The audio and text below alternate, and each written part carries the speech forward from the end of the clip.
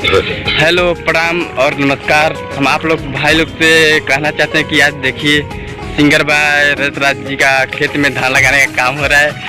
Singer जी देखिए किस तरह की धान अपना रोपाई कर रहे हैं। हम आइए इनसे मिलना चाहेंगे अपने रसराज भैया से।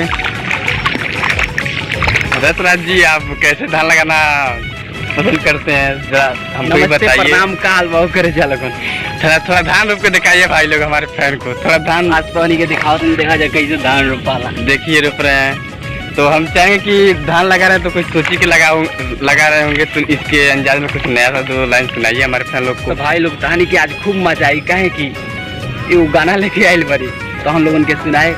अगर अच्छा लगी तो लाइक करिए लोग, कमेंट करिए लोग। ठीक है, तो फिर सुनाइए रसराज जी, कौन सा नया रोमांटिक मूवी में आया का? हाँ एकदम। तो गाना गाइए, थोड़ा हमारे फैन लोग को भी सुनाइए। सुना जा, नीचे कैमरा करो, कैमरा में।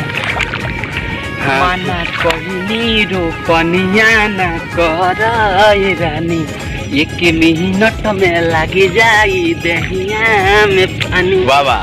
अरे रानी माना कहनी रोपनिया न कराए रानी, 1 मिनट में लगी जाई दहिया में पानी। अरे बतिया न मनलू हमार धनिया, अरे धनिया चली अइलू तू करे रोपनिया। हमार धनिया चली अइलू तू करे रोपनिया, हमार धनिया। तो कैसा लगल भाई लोग? अगर अच्छा लगल हो तो लाइक करो जान और कमेंट करो जान। घंटा अच्छा लगल, जल एक शहरी नहीं रोमांटिक रोपनी वाला बोलाई तो मजा ना आई।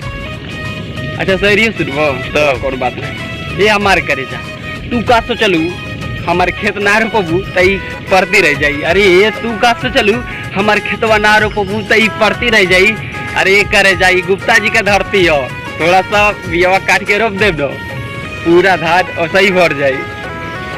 गुप्ता जी का खेत है? हमको मालूम भी नहीं था ना। चलिए ठीक है। ओके, हेलो फ्रेंड, मिलते हैं अगले वीडियो में, बाय।